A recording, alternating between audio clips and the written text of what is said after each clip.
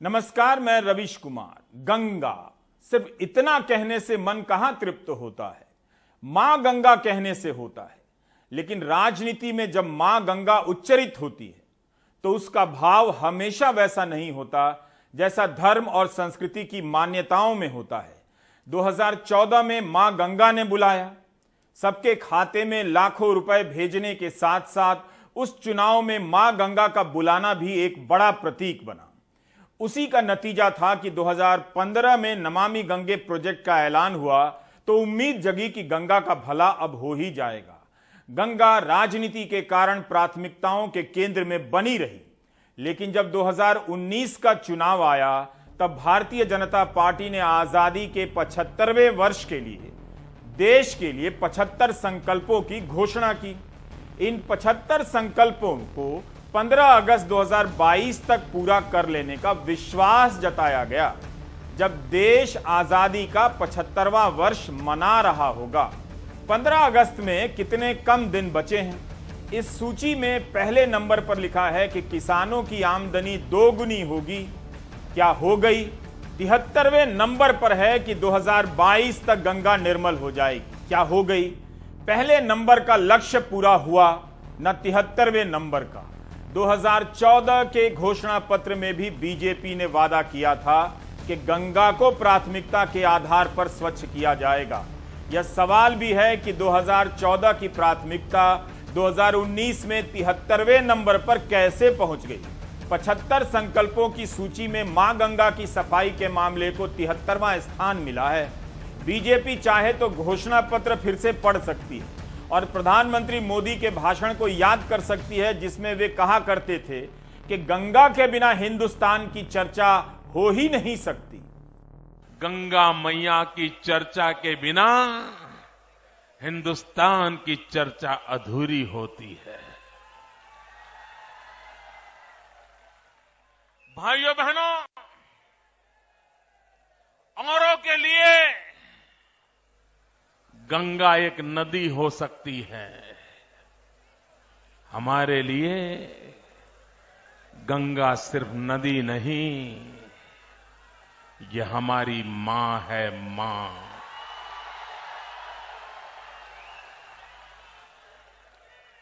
गंगा ये पानी की धारा नहीं है, गंगा ये हमारी संस्कृति की धारा है। भाइयों बहनों, इस गंगा की सफाई के लिए न जाने कितनी योजनाएं बनी, न जाने कितने बजट खर्च किए गए, न जाने कितने कमिटियां बनाई गई, लेकिन पता नहीं चल रहा है कि गंगा के अंदर क्या ये रुपये भी बह जा रहे हैं क्या? अफसोस कि बीजेपी की ही सरकार के राज्य मंत्री दिनेश खटीक अमित शाह को पत्र लिखकर बताते हैं कि नमामि गंगे में जमकर भ्रष्टाचार हो रहा है। मीडिया ने इसे मंत्री का राजनीतिक बयान मान लिया और किनारा कर लिया, लेकिन क्या मंत्री ने गंगा का राजनीतिक इस्तेमाल किया? क्यों किया? इस पर सवाल ही नहीं किया गया। हमें लगा कि यूपी के अखबारों में नमामि गंगे के भ्रष्टाचार के दावों को लेकर खबरें भर जाएंगी, मगर ऐसा नहीं हुआ। नमामि गंगे प्रोजेक्ट के तहत काफी काम हुए भी होंगे, बहुत सारी घोषणाएं भी हुई हैं। यह कहना ठीक नहीं होगा कि कुछ भी नहीं हुआ, लेकिन भ्रष्टाचार हुआ है, इस पर चुप्पी क्यों साध ली गई? क्यों नमामि गंगे के 7 साल बाद नेशनल ग्रीन ट्रिब्यूनल को कहना पड़ता है कि गंगा में आधा पानी बिना साफ किए हुए गिर रहा है, मतलब गंगा साफ नहीं हो रही है। ट्रिब्यूनल ने यह भी कहा कि राज्यों के प्राधिकरण अच्छा काम नहीं कर रहे हैं, राष्ट्रीय गंगा मिशन इनके खिलाफ कड़ी कार्रवाई करने की स्थिति में नहीं लगता। बीजेपी के घोषणा पत्र के अनुसार 2022 में गंगा को साफ हो जाना था। 2019 में बीजेपी ने इसे संकल्प के रूप में लिखा था कि जब देश आजादी का 75वां वर्ष मना रहा होगा तब गंगा साफ हो चुकी होगी। लेकिन अमृत महोत्सव के दौरान गंगा की सफाई को कितनी बार याद किया जा रहा है। पत्र सूचना कार्यालय ने गंगा गान बनवाया, YouTube पर इसे 12 जुलाई 2016 को अपलोड किया गया था।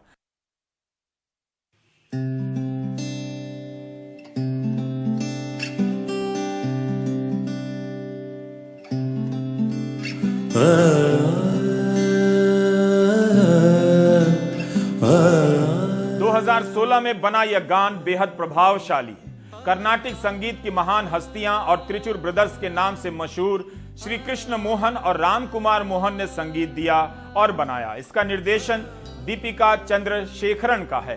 पीआईबी ने इसे जनहित में जारी किया है। अच्छा बना है। काश गंगा इसी तरह से साफ हो जाती जैसे इस वीडियो में नजर आ रही है। क्या इतना कभी साफ हो पाएगी? भगवती तव तीरे वीरभद्रशरोगं विगत विषय तृष्णा कृष्णमाराधयामि विगत विषय तृष्णा कृष्णमाराधयामि सकल कलुष भंगे स्वर्ग सोपान संगे सकल कलुष भंगे स्वर्ग सोपान संगे धरण तर तरंगे देवी गंगे प्रसीदा प्रसीदा प्रसीदा प्रसीदा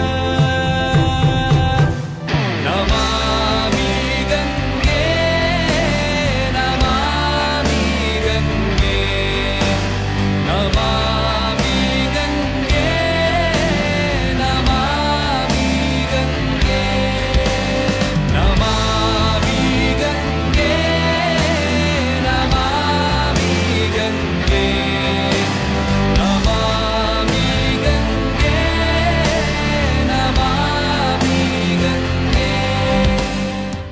इस वीडियो को पेशेवर ढंग से बनाया गया है। इसकी क्वालिटी अच्छी लगती है। इसे सुनते ही आप भावुकता के प्रवाह में बहने लगते हैं और भूल जाते हैं कि यूपी के राज्य मंत्री ने नमामि गंगे प्रोजेक्ट में जमकर भ्रष्टाचार का आरोप लगाया है। क्या गंगा गान देखने के बाद भी ऐसे लोग हैं जो गंगा के मामले में करप्शन कर सकते हैं? लेकिन वो लोग कहां हैं जिन्होंने वादा किया था कि 2022 तक गंगा निर्मल हो जाएगी? इसलिए यह समय है कि उन लोगों को उन्हीं का बनाया गया यह गंगा गान फिर से सुनाया जाए, ताकि पता चले कि वे गंगा को लेकर जब सोचते हैं तो ख्याल कितना सुंदर होता है, लेकिन जब काम का हिसाब देने की बारी आती है तो कोई बात ही नहीं होती। कोई बताता ही नहीं कि 2022 आधा बीत गया, गंगा साफ क्यों नहीं हुई, जबकि 2019 के घोषणा पत्र में बीजेपी ने यह लिखा था। माँ तेरी हर बूंद में बहती हुई ममता मिले, तू हथेली तन पे फेरे मन को भी निर्मल करे, जिस तरह को तू छुए जीवन से उसको सींच दे, लेके आया हर कोई बस पाप तुझको सौंपने, फिर भी तू बहती चले सबको लगा करके गले, स्वाद अमृत का तुझे ही झूम कर जाना, प्रसीदा प्रसीदा प्रसीदा प्रसीदा नमामि गंगे नमामि गंगे नमामि गंगे नमामि गंगे नमामि गंगे नमामि गंगे नमामि गंगे नमामि गंगे।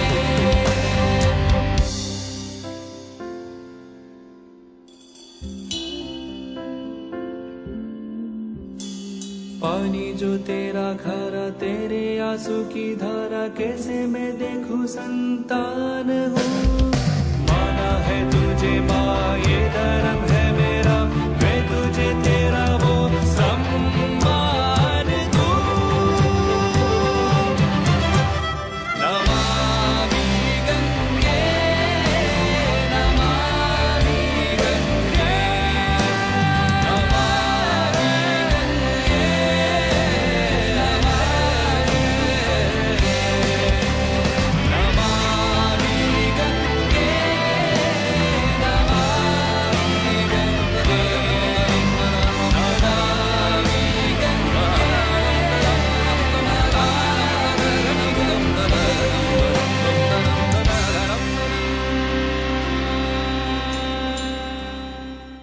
राजनीति और धर्म की निगाह से ना भी देखें तब भी गंगा से दिल तो लग ही जाता है, बल्कि नदियों से दिल जुड़ जाता है। कोई ब्रह्मपुत्र को भी ऐसे ही चाहता है, कोई नर्मदा को भी। लेकिन क्या यह हमारी असफलता नहीं कि गंगा को लेकर इतनी योजनाओं के बाद भी वो अभी तक निर्मल नहीं हो सकी है। हम सब खाना पूर्ति तो नहीं कर रहे, एक गंगा गान बना दिया फिर उसी को भूल गए। 2015 से गंगा का अभियान चल रहा है, इसके बाद भी यूपी प्रदूषण बोर्ड के अधिकारी इलाहाबाद हाई कोर्ट में नहीं बता सके कि नमामि गंगे के तहत यूपी को कितना पैसा मिला है, नदी क्यों नहीं साफ हो रही है, राज्य में कितने पर्यावरण इंजीनियर हैं। जागरण ने कोर्ट की सुनवाई के बारे में रिपोर्ट किया है कि अदालत ने पूछा है कि प्रयागराज में अदानी की कंपनी साफ कर रही है, लेकिन उसके साथ सरकार ने करार ही इस तरह से किया है कि नदी साफ नहीं होगी। जागरण की रिपोर्ट में लिखा है कि कोर्ट ने कहा है कि ऐसे करार होने से तो गंगा साफ नहीं होगी। कोर्ट ने यहां तक कह दिया कि प्रदूषण बोर्ड ही भंग कर दिया जाए अगर इनसे नदी साफ नहीं होती है तो। और ऊपर से यह खबर, मंत्री जी कह रहे हैं कि नमामि गंगे में भ्रष्टाचार है।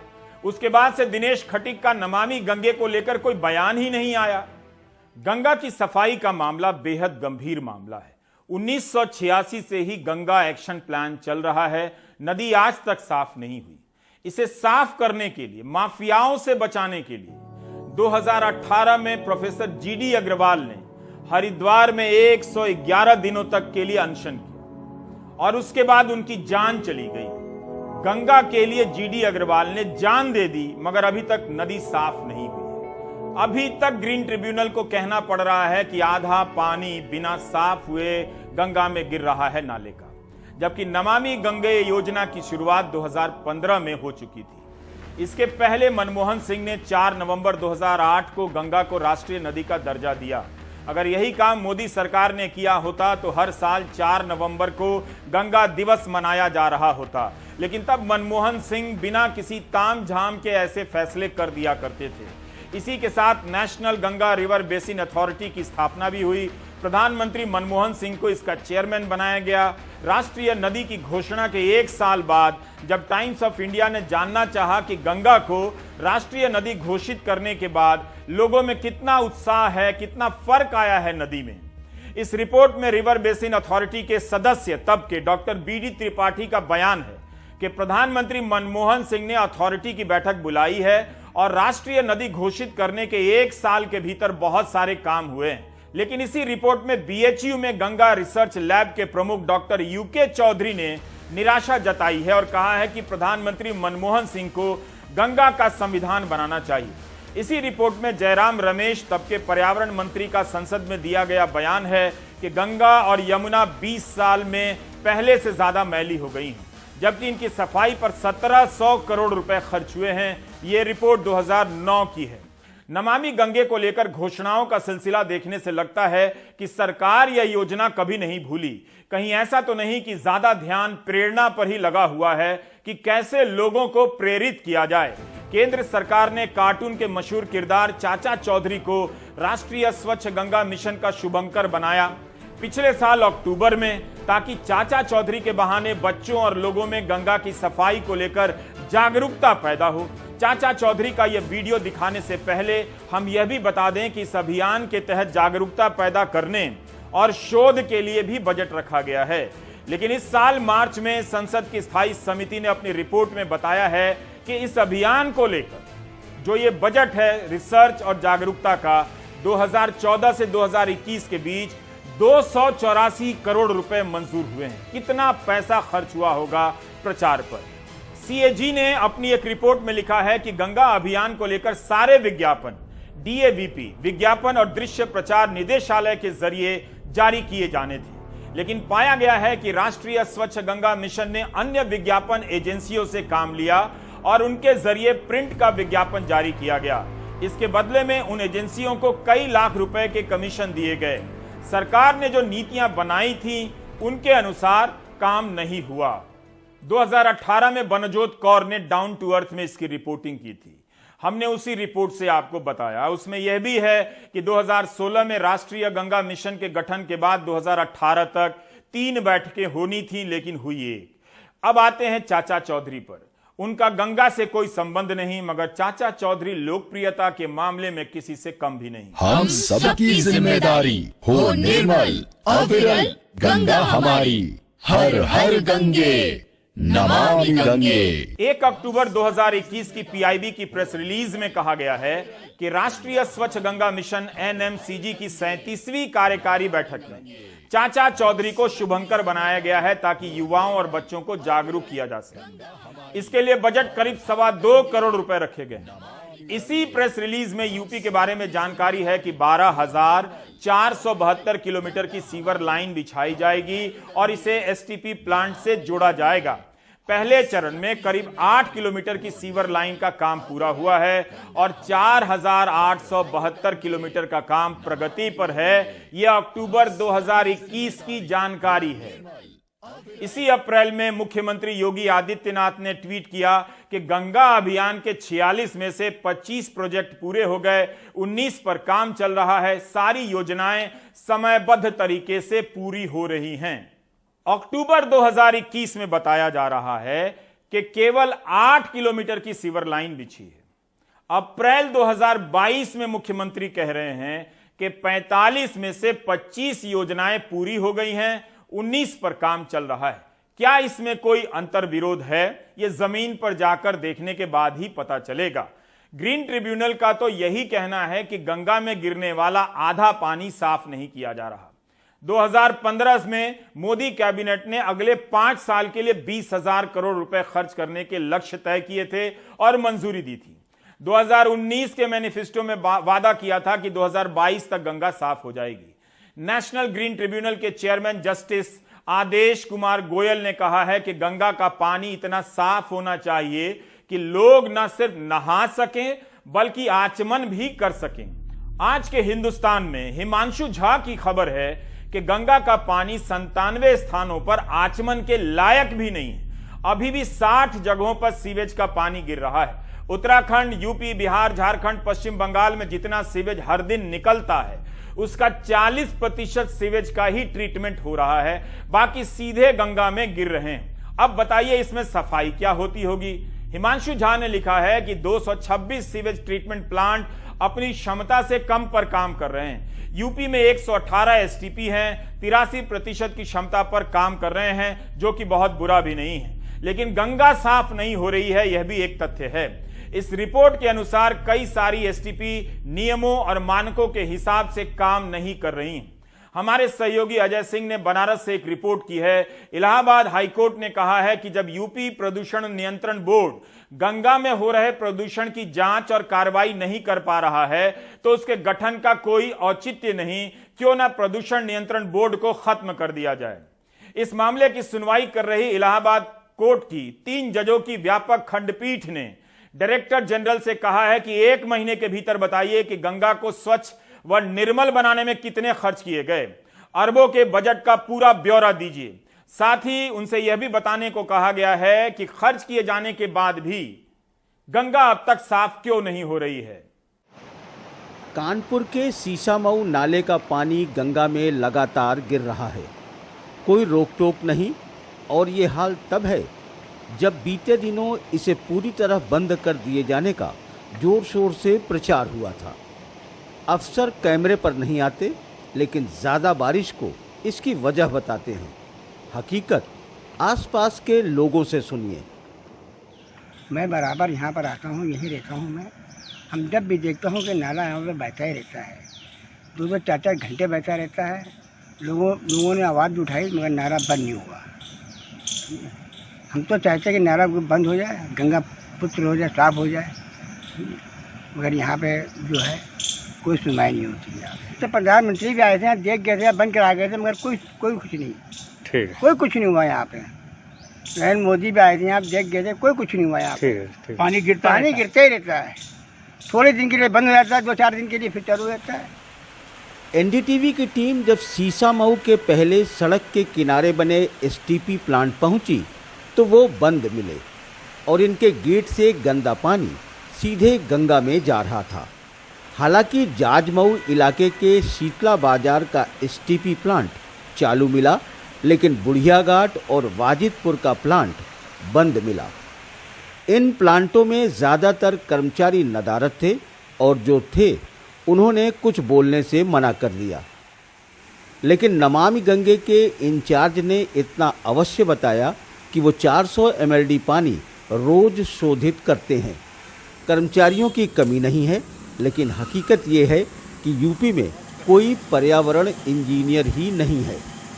पर्यावरण के जो अभियंता होते हैं उनका जो वर्ग होता है बहुत इम्पोर्टेंट वर्ग होता है, क्योंकि अब पानी जो शोधन के बाद जो उसकी गंदगी निकलती है, अगर पर्यावरण अभियंता नहीं रहेगा तो कैसे बताएगा कितना BOD सीओडी जा रहे, पर्यावरण कितना गंदा हो रहा है, क्या हो रहा है। ग्लोबल वार्मिंग मेंटेन करने के लिए जो पर्यावरण अभियंता का होना बहुत जरूरी है।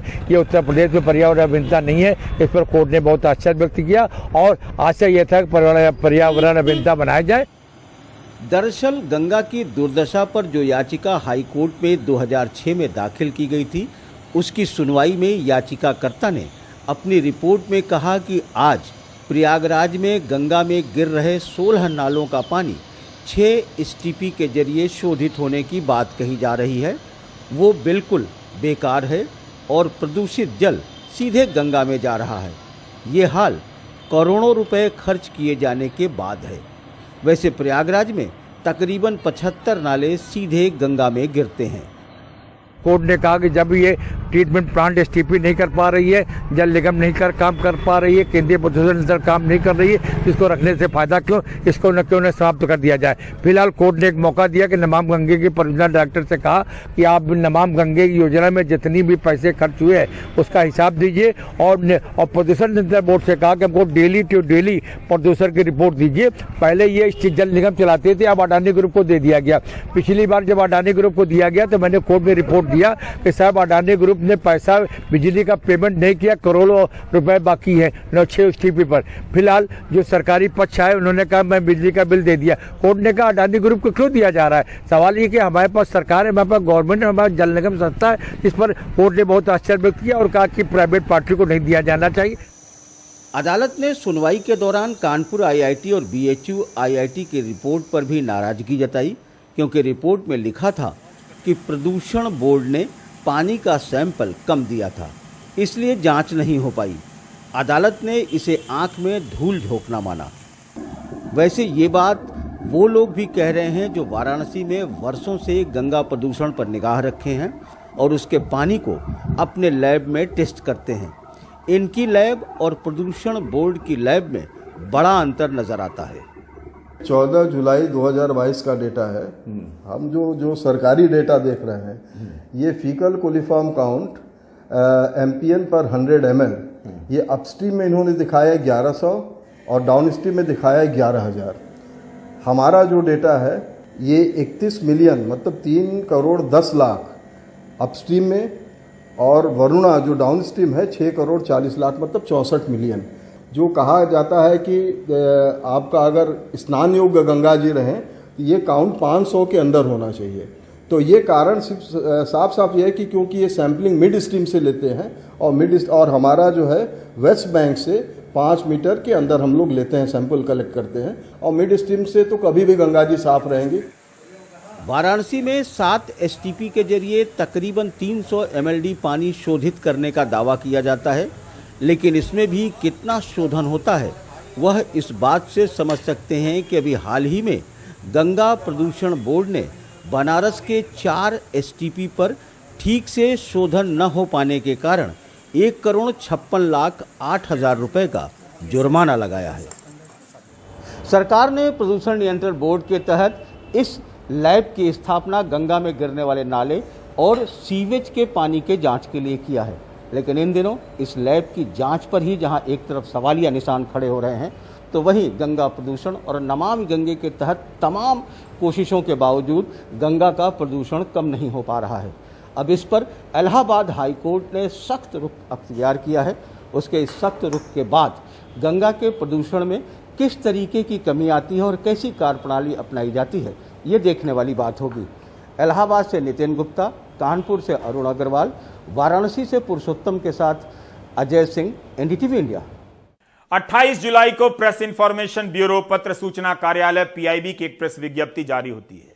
इसमें लोकसभा में दिए गए जवाब का विवरण है कि 2019 और 23 के बीच सीवेज ट्रीटमेंट प्लांट, घाट और शवदाह को लेकर 127 प्रोजेक्ट का लक्ष्य रखा गया था। इनमें से 80 पूरे हो गए हैं। 1580 किलोमीटर लंबी सीवेज लाइन बिछा दी गई है।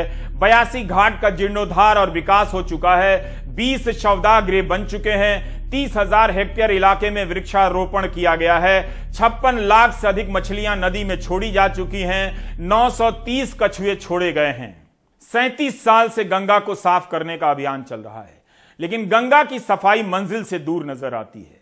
15 अगस्त 2022 आ रहा है। इस दिन भारत अपनी आजादी की 75वीं सालगिरह मनाएगा। बीजेपी ने इस साल के लिए तय किया था कि 75 संकल्प होंगे, जिनमें 73वें नंबर का संकल्प है कि गंगा को साफ कर दिया जाएगा। मगर इसकी चर्चा नहीं है, इसकी जगह एक और चर्चा आ गई है। घर घर तिरंगा अभियान जोर पकड़ चुका है। लोग तिरंगा बनाने में लगा दिए गए हैं, बजाय इसके कि लोगों को गंगा तक ले जाया जाता और दिखाया जाता कि देखो ये नदी साफ हो गई है। सौरभ शुक्ला गुजरात में हैं। यहां जहरीली शराब पीने से 50 से अधिक की मौत हो चुकी है। 100 से ज्यादा लोग अस्पताल में जिंदगी और मौत से लड़ रहे हैं। लेकिन इस बड़े हादसे के बावजूद गुजरात के तमाम शहरों में देसी शराब बिना रोक टोक के धड़ल्ले से बिक रही है, और तो और शराब की होम डिलीवरी भी की जा रही है।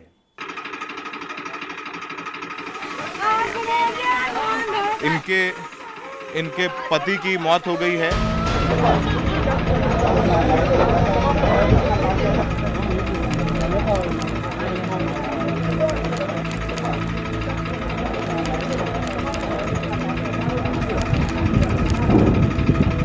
गुजरात में हर रोज जहरीली देसी शराब पीने से मरने वालों की संख्या बढ़ती जा रही है।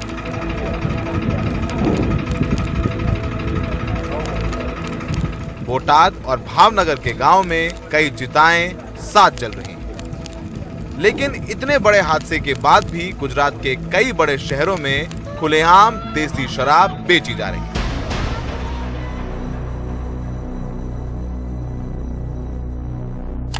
हम गुजरात के भावनगर के 25 वारिया इलाके में पहुंचे। हमें पता चला था कि यहां अब खुले में पॉलीथीन में भरकर देसी शराब बेची जा रही है। हमने देसी शराब खरीदने के लिए आसपास में रहने वाले गुजराती भाषा के जानकार एक शख्स की मदद ली।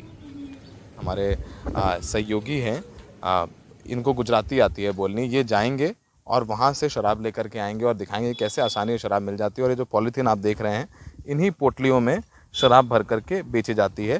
तो हम आपको पूरी ये तस्वीरें भी दिखाएंगे और दिखाएंगे कैसे आराम से शराब यहाँ बिकती है, खुलेआम बिकती है। हमने जिनकी मदद ली वो यहाँ की एक तंग गली में जाते हैं और वहां से क्या लेकर आते हैं वो आप खुद देख लें।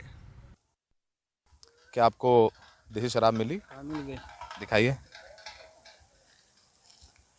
ये देसी शराब की पोटली है, ये देखिए।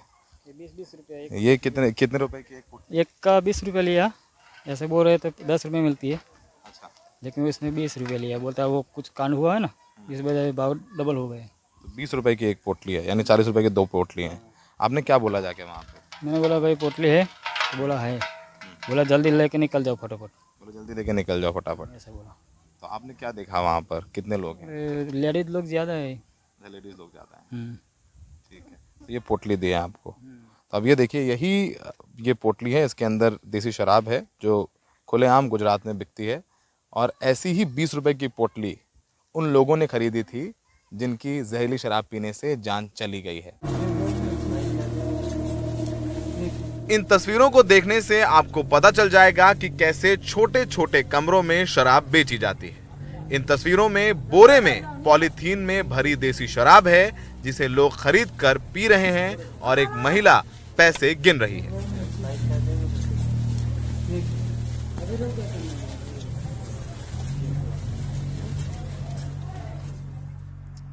तो हमने ऐसे ही एक शराब बेचने वाले से बात की है और जो होटल में डिलीवरी करने के लिए तैयार हो गया, हम उससे बात करेंगे फोन पे। हेलो जी। हाँ बोलिए सर। हाँ, मैं बोल रहा हूँ कि ये आप होटल में दे जाएंगे आकर के? मैं आपको होटल के गेट पे आकर कॉल करूंगा, आप ले जाना। अच्छा, होटल के गेट पे आकर के कॉल करेंगे और मुझे लेने आना पड़ेगा। तो ये पैसे मैं आपको कैसे दूं? गूगल पे या ऑनलाइन पेमेंट करना पड़ेगा, क्योंकि मेरे पास तो इतना ज्यादा नहीं होते हैं ना। अच्छा, पे करो और बाद में मैं लेकर आपको तुरंत दे जाऊंगा। उसमें 20-25 मिनट लगेगी, क्योंकि वो लेकर आएगा, फिर मैं आपको लेकर जाने दूंगा। अच्छा 20-25 मिनट लग जाएंगे। ब्रांड कौन सा है? ऐसा उसने बोला है। रॉयल है। हाँ, ऐसा कुछ बोला है उसने। ठीक है, मैं 5 मिनट में बताता हूँ। मैं देखता हूँ कि 8,000 रुपये थोड़े से ज़्यादा, एक बार पूछ लेता हूँ अपने साथी से, फिर बताता हूँ मैं आपको।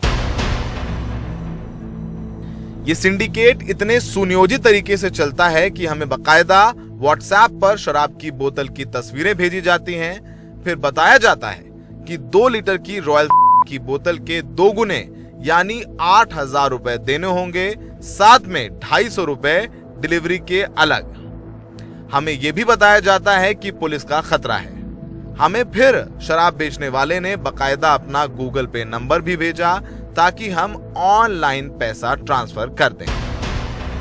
तो आपने देखा गुजरात के शराबबंदी की हकीकत क्या है। अगर आपके पास पैसे नहीं हैं तो देसी शराब आपको अलग से मिल जाएगी, जो कि जहरीली भी हो रही। इसके अलावा अगर शराब के पैसे हैं, आपके पास अमीर हैं, तो शराब आपके घर या आपके होटल के कमरे तक पहुंच जाएगी। लेकिन सबसे बड़ा सवाल यही है कि इतना बड़ा सिंडिकेट बिना प्रशासन के मिलीभगत के कैसे चल सकता है। सहयोगी संजय कौशिक के साथ गुजरात से सौरभ शुक्ला, एनडीटीवी इंडिया। मध्य प्रदेश के सागर में एक ही सिरिंज से 40 बच्चों को टीका लगाने का मामला सामने आया है। कई बार ऐसी चीजें समझ में नहीं आती कि क्यों हुई। सिरिंज की कमी तो नहीं होगी, जो डॉक्टर और नर्स नहीं है उन्हें भी पता है कि सिरिंज के बाद एक बार इस्तेमाल करने के बाद इसे फेंक दिया जाता है, तब भी ऐसी गलती कैसे हो गई। तो आपने कितने बच्चों को लगा दी एक सिरिंज से वैक्सीन? 30 बच्चों को एक सिरिंज से लगा दी। हमारे लिए एक ही सिरिंज दी गई। एक ही सिरिंज दी गई? किसने दी है एक सिरिंज? जो गाड़ी में लेके आए थे हमारे लिए। आपको नहीं पता था कि एक सिरिंज से नहीं लगा सकते? हमारे लिए पता था, लेकिन हमने भैया से पूछा एक ही सिरिंज इस्तेमाल करना, उन्होंने कहा हाँ, तो उसमें हमारी क्या गलती, हमने कर दी एक सिरिंज इस्तेमाल। सागर में कोरोना वैक्सीनेशन महाअभियान के तहत जैन पब्लिक स्कूल में जितेंद्र अहिरवार ने एक सिरिंज से 30 नहीं बल्कि 40 बच्चों को टीका लगा दिया। 9वीं में पढ़ने वाली बच्ची के पिता ने जब ये देखा और पूछताछ की तो मामला सामने आया। ने जब देखा वैक्सीनेशन होने के बाद कि उसको सिरिंज निडल बदल रहे हैं कि नहीं बदल रहे हैं, तो इन लोगों ने बोला कि एक ही सिरिंज से पूरे बच्चों को लगाई जा रही है। कम से कम 40 बच्चों के लिए एचओडी उसका कहना था, जो लगा रहा था इंजेक्शन, वो बोला था कि एचओडी सर का आदेश है कि एक ही सिरिंज से सब बच्चों को वैक्सीनेशन होना है। तो उस पर ऑब्जेक्शन उठाने पे फिर यहाँ वहाँ की बातें होने लगी। तो ऐसी नादरसाई ये आज़ाद भारत में कैसे हो रहा है? अगर नुकसान होता है तो कौन इसका जवाबदार है? 40 बच्चों के लिए अगर कुछ होता है तो कौन इसकी जिम्मेदारी लेगा?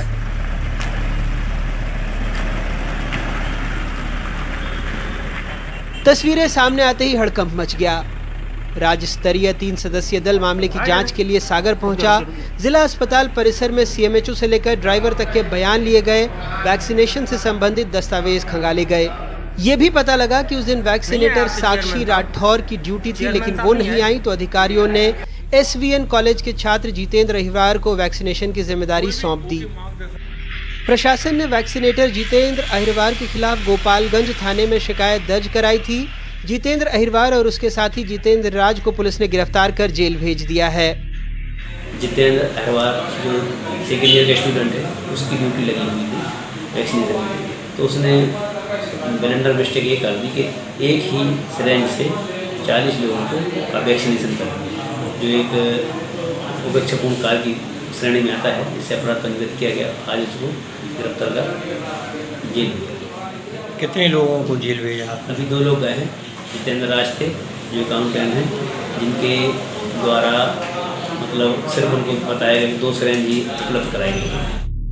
जितेंद्र नर्स नहीं था, सेकेंड ईयर का छात्र था, वो भी उस कॉलेज का जिसके खिलाफ हाल ही में हैदराबाद में फर्जी डिग्री मार्कशीट रैकेट में शामिल होने के आरोप में मामला दर्ज हुआ है। सुकून यही है कि इस मामले में 40 बच्चों की ब्लड रिपोर्ट आ गई है। स्वास्थ्य विभाग ने घर घर जाकर बच्चों में हेपेटाइटिस बी और HIV की जांच की थी। सारी रिपोर्ट नेगेटिव आई है। 2 लोग गिरफ्तार, टीकाकरण अधिकारी निलंबित। लेकिन क्या उस स्कूल की कोई भूमिका नहीं थी जहां टीकाकरण का कार्यक्रम चल रहा था? क्या मध्य प्रदेश के स्वास्थ्य मंत्री, जिले के कलेक्टर और CMHO की कोई भूमिका नहीं थी जिन्होंने सिर्फ एक सिरिंज लेकर एक वैक्सीनेटर को भेज दिया, जबकि वैक्सीन के मामले में दिशा निर्देश WHO से लेकर स्वास्थ्य मंत्रालय के साफ है, एक वैक्सीन एक सिरिंज। सागर से राकेश तिवारी और भोपाल से कैमरा पर्सन रिजवान खान के साथ अनुराग द्वारी, NDTV इंडिया।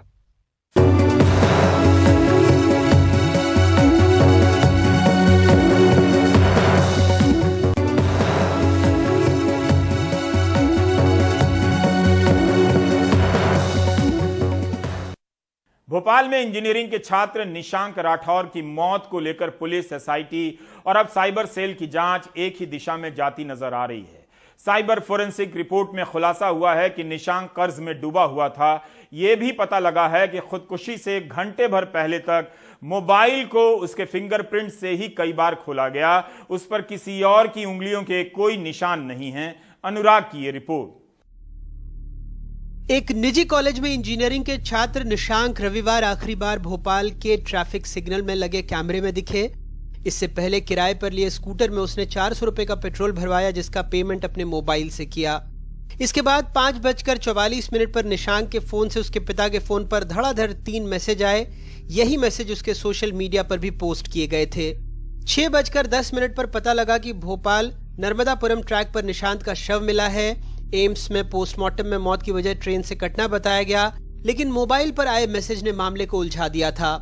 मृतक निशांक के मोबाइल से की गई सर तन से जुदा पोस्ट को लेकर न केवल सवाल खड़े हो रहे थे, बल्कि पुलिस, SIT से होते हुए मामला साइबर फोरेंसिक पर आकर टिक गया था। अब इन सवालों के जवाब भी साइबर फोरेंसिक जांच रिपोर्ट में मिल गए हैं। साइबर फोरेंसिक जांच में निशांक की मौत का नुपुर शर्मा विवाद से कोई कनेक्शन नहीं मिला है। SIT के बाद साइबर पुलिस की जांच में भी हत्या के कोई सबूत नहीं मिले हैं। सर तन से जुदा वाली पोस्ट निशांक के फोन से ही उसके पिता को भेजी गई। निशांक के मोबाइल से ही फोटो एडिट की गई। निशांक सर तन से जुदा जैसे आर्टिकल लगातार सर्च कर रहा था। रिपोर्ट में बताया गया है कि पेट्रोल पंप पर शाम 5:09 पर पेमेंट करने और शाम 6:02 के दरमियान उसका फोन कई बार लॉक अनलॉक हुआ। निशांक का फोन आखिरी बार शाम 6:02 पर लॉक हुआ, यानी तब उसकी मौत हो चुकी थी। लगभग हर बार फोन चलाने के लिए निशांक के फिंगरप्रिंट का इस्तेमाल हुआ।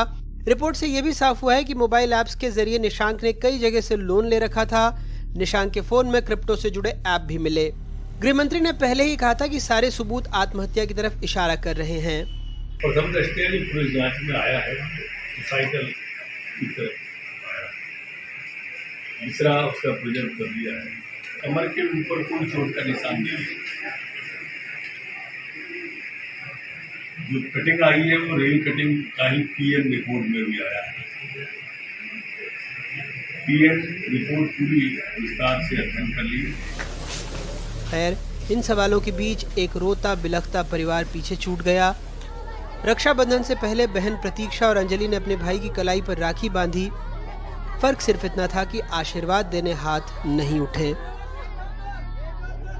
एक मैसेज ने पूरे मामले को उलझा दिया था कि यह खुदकुशी है या हत्या, लेकिन पुलिस के बाद राज्य साइबर सेल की इस शाखा में, जहां पर इस पूरे मामले में साइबर फोरेंसिक की रिपोर्ट आई है, उसने साफ कर दिया है कि इंजीनियरिंग के छात्र ने खुदकुशी ही की थी, उसकी हत्या नहीं हुई। भोपाल से कैमरा पर्सन रिजवान खान के साथ अनुराग द्वारी, NDTV इंडिया। आप देख रहे थे प्राइम टाइम। नमस्कार।